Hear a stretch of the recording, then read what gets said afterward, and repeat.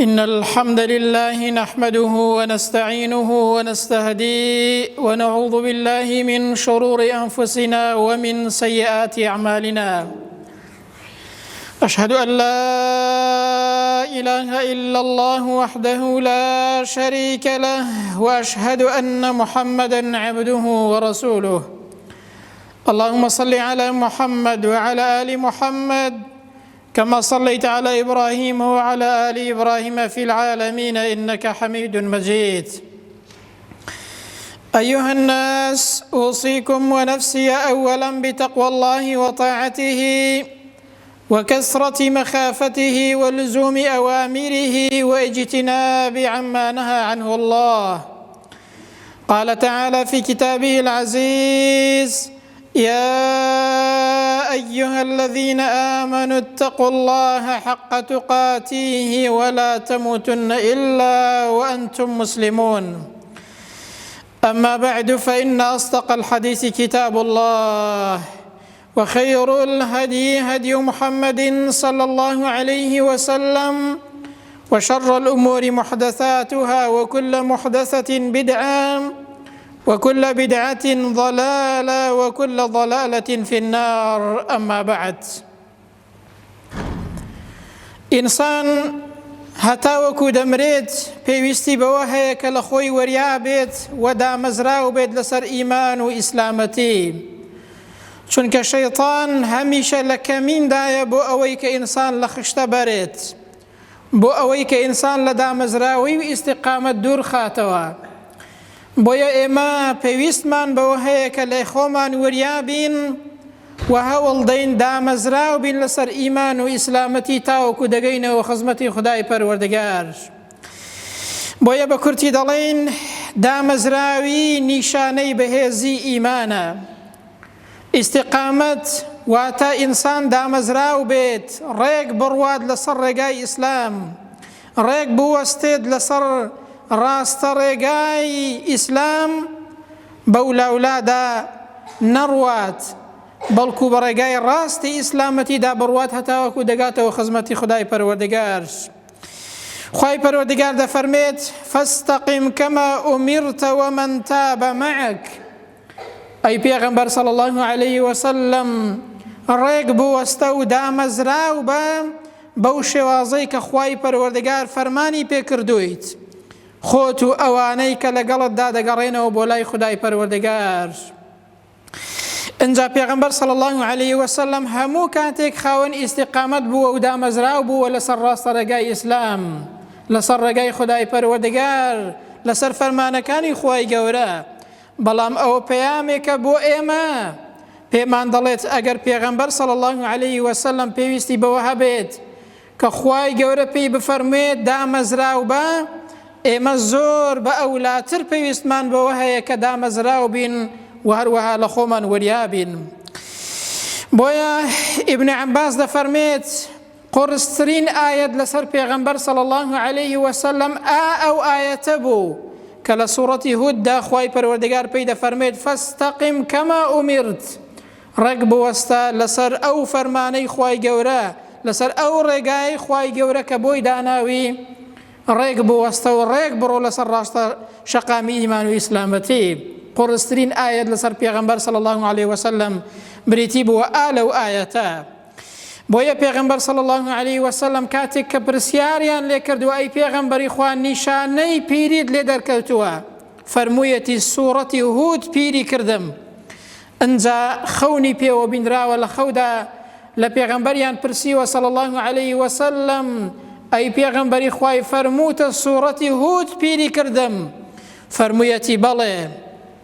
پێی وتراوە: ئایا چیرۆک و بەسەرهاتی قەومەکانی پێشوو، چیرۆک و بەسەرهاتی پێغەمبەران ئەتۆی پیر کردووە کە لەو سوورەتەیەدا باس کراوە؟ فەرموویەتی: نەخەیر، ئەو ئایەتە منی پیر کرد کە خوای گەورە دەفەرمێت: فاستقم كما أمرت. ڕێک بوەستە، دامەزراو بە بەو شێوازەیەی کە فەرمانت پێکراوە. ئەو ئایەتە ئێستا ئێمەش دەیبیستین پێغەمبەر صلی الله عليه وسلم لە قورسی ئەو ئایەتە و کاریگەربوونی بەو ئایەتە مووی سپی لێ دەرکەوتووە و پیری لێ دەرکەوتووە، هێندە لەسەری قڕز بووە ئەو ئاەتەکە فەرمانی دامەزراوی و ئیستیقامەت دەکا بە ئینسان. بۆیە بەڕێزان یەکێک لەو شتانەی کە ئینسان پێویستی پێی هەیە کە زۆر پێویستە ئەوەیە کە ئینسان لە خۆی وەریا بێت هەتا وەکو مردن دامەزراو بێت لەسەر ئیمان و لەسەر ئیسلامەتی. بۆیە پێغەمبەر دەفەرمێ صلی الله عليه وسلم استقیموا ولن تحصوا، دامەزراو بن ڕێک بڕۆن لەسەر ڕاستە شەقامی ئیسلام. ئەگەر بێت و ئاوا دامەزراو بن ئەو پاداشتەی کە بەدەستی دێنن لەسەر دامەزراویتان، لەسەر ئەو کردەوانەی کە دەیکەن بەهۆی دامەزراویتان لەسەر ئیمان و ئیسلامەتی، پاداشتەکەی ئەوەندە زۆرە هەرگیز پێتان ناژمێردرێن. ئەوە پاداشتی دامەزراویە لەسەر ئیمان و ئیسلامەتی. حەسەنی بەسڕی دەفەرمێت دامەزراوی بریتیە لەوەی کە ئینسان گوێڕایاڵی خودای پەروەردگار بکات لە نەهی و قەدەغەکراوەکانی خوای گەورە دوور کەوێتەوە. عومەری کوڕی خەتاب دەفەرمێت دامەزراوی ئەوەیە کە ئینسان دامەزراو بێت لەسەر فەرمانەکانی خوای گەورە و نەهیەکانی خودای پەروەردگار، فەرمانەکانی جێبەجێ بکات لە نەهی و قەدەغەکراوەکانیشی دوور کەوێتەوە. مجاهید دەفەرمێت دامەزراوی ئەوەیە کە ئینسان دامەزراو بێت ڕێک بوەستێت ڕێک بڕوات لەسەر لا ئیلاهە ئیلا الله، هیچ شتێکی دیکە لەگەڵ خوای گەورە نەکاتە هاو بەش و نەیپەرستێت هەتاوەکو دەمرێت و دەگاتەوە خزمەتی خودای پەروەردگار. نەک ئینسان لە چەند ڕۆژێکدا لە مانگێکدا لە ساڵێکدا دامەزراو بێت بەڵام دوایی بە ولاولادا لا بکاتەوە و لەو ڕاستە ڕێگای لا بدات، یان ئەوەی کە دەیکات لی کەم کاتەوە بەدەستی هێناوە لە زەمنێک و لە سەردەمێکی دیکەدا نەیکات یاخود لی کەم کاتەوە، بەڵکو ئینسان لەسەر لا ئیلاهە ئیلا الله دامەزراو بێت هەتاوەکو دەگاتەوە خزمەتی خودای پەروەردگار.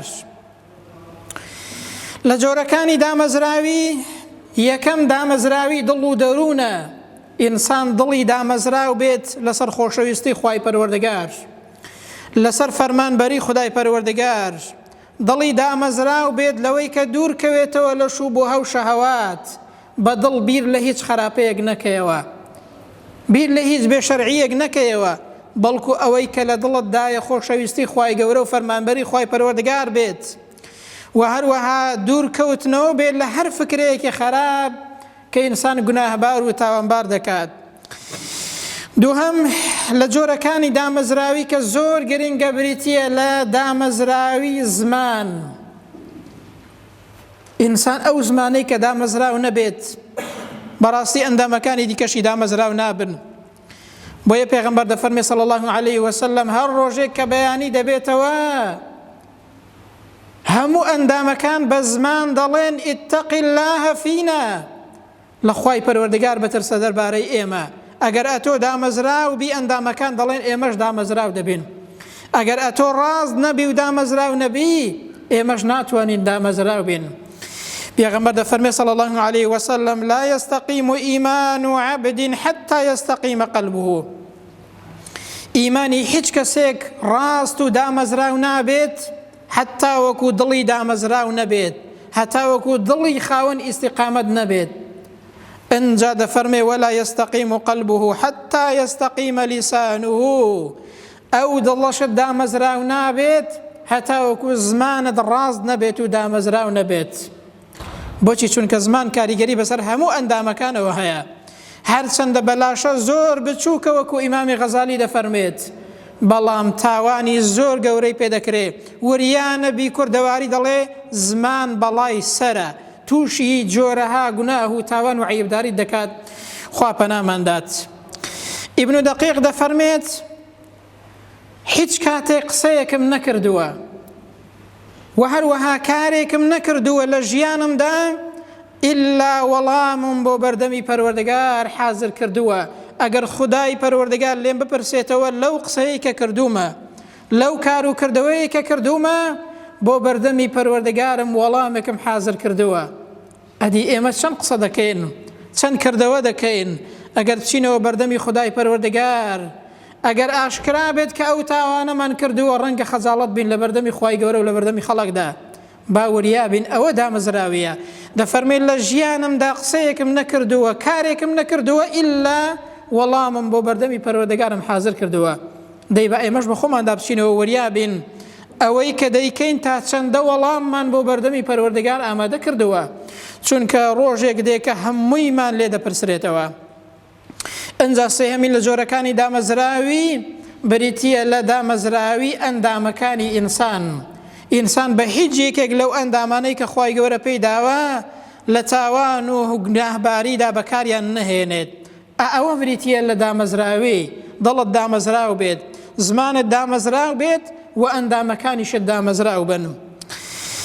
ئەبوالقاسم دەگەڕێتەوە لە باوکیەوە دەفەرمێ ئیبن عەساکیر لە یەک لەحزە لە خۆی دەپرسیەوە ئەگەر گوناه و تاوانێکی بکردایە، ئەگەر یەک لەحزەی لە غەیری تاعەتی خوای گەورەدا بەکار بهێنایە لێپرسینەوەی لەگەڵ خۆیدا دەکرد. ئەوە بریتیە لە دامەزراوی. مالیکی کوڕی دینار دەفەرمێ سوێن بە خوای پەروەردگار ئەگەر توانی بام هەرگیز نەدەخەوتم. گوتیان جا قوربان بۆچی نەدەخەوتی؟ فەرمووی لەبەر ئەوەی دەترسم لە خەودا مەلەکول مەوت بێ گیانم بکێشێ و بمرم، پێم خۆشە هەموو کاتێک لە تاعەت و عیبادەتی خوای پەروەردگاردا بم. ئەو کاتێک کە دەمرم و دەسمەوە خزمەتی خودای خۆم پێم خۆشە لە عیبادەتی خوای گەورەدا بم. ئەوە بریتیە لە دامەزراوی لەسەر ئیمان و ئیسلامەتی. عامیری کوڕی عەبدوڵڵاه لە کاتێکدا کە نەخۆش بوو گوێبیستی بانگی مەغریب بوو، کە یەکێکە لە پیاسەڵحان و پیاوچاکان کە گوێبیستی بانگ دەبێت لەو کاتێدا زۆر نەخۆش دەبێت، بەوانەی کە لە دەور و بەرنی دەڵێ قوربان بمبەن بۆ مزگەوت، ئاخر دەڵێن ئەتۆ نەخۆشی عوزرت هەیە کە نەچی بۆ جەماعات قەیناکە لەبەرەوەی نەخۆشی. دەفەرمێ شەرم دەکەم گوێم لە بانگەوازی خودای پەروەردگارە خوای گەورە بانگم دەکا و بانگەوازی خوای گەورە بانگم دەکات کەچی لە ماڵەوە بم و نەچم بۆ جەماعات. بۆیە ئەوانەی کە لە دەورینی بە دوو کەس دەیبەن بۆ مزگەوت لە نوێژی مەغریبدا ڕکەعاتی یەکەم لەگەڵ ئیمامدا دەکات، لەو نوێژەیەدا لەو جەماعاتەیەدا وەفات دەکات و دەچێتەوە خزمەتی خودای پەروەردگار.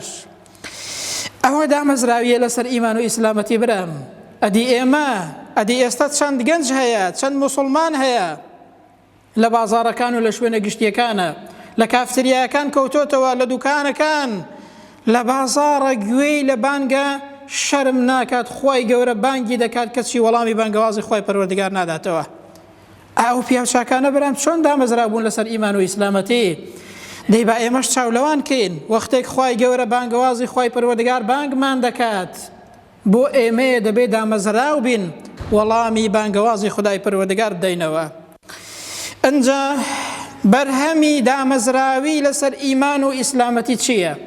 ئەگەر ئینسان دامەزراو بێت، ئەگەر ئینسان خاوەنی ئیستیقامەت بێت، بەرهەمەکەی لە دنیا و قیامەتدا چییە؟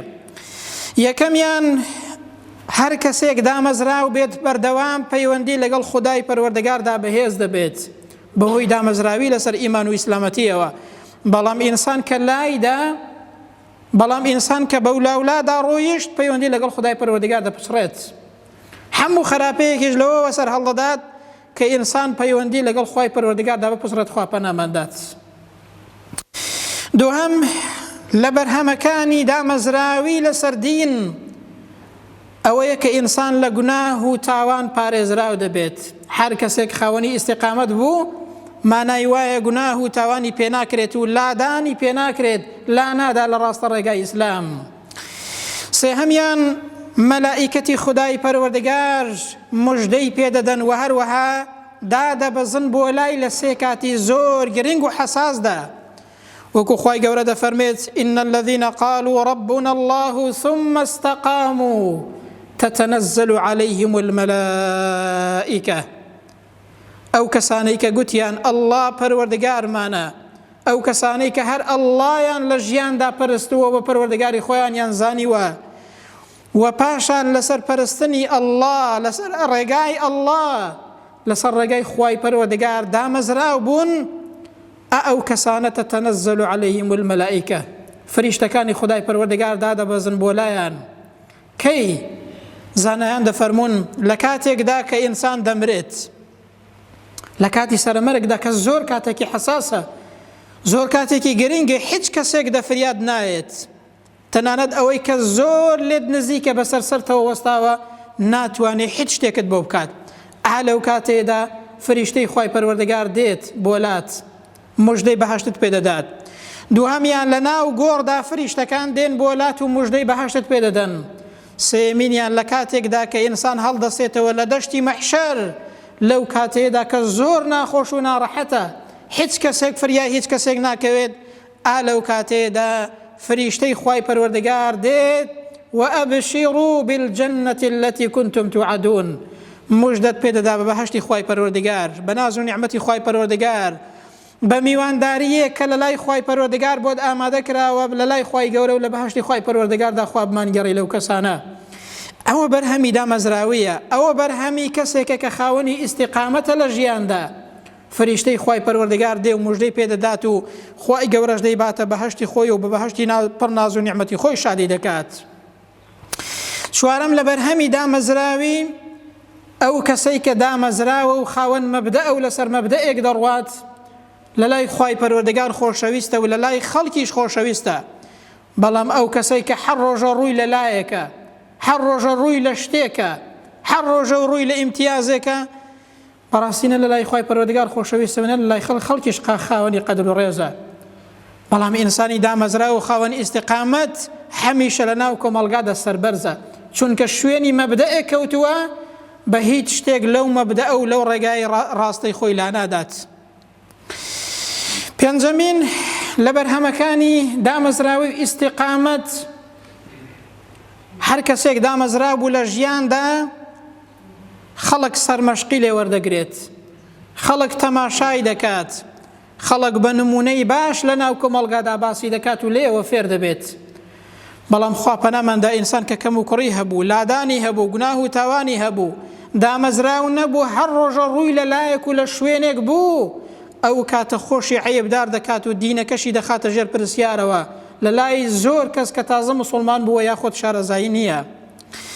محەممەد ڕاتب نابلوسی دەگەڕێتەوە لە یەکێک لە کتێبەکانیدا دەڵێت مسلمانێکی گوناهبار و تاوانبار دوو لە ڕووی جەنابتان خوا پەناماندات دەچێ بۆ لای دکتۆرێک و هەندێک عارەقی بە دیاری بۆ دەبات. پێی دەڵێ قوربان ئەو عارەقەم بۆ هینایی بە دیاری و بۆ جەنابەت هێناومە.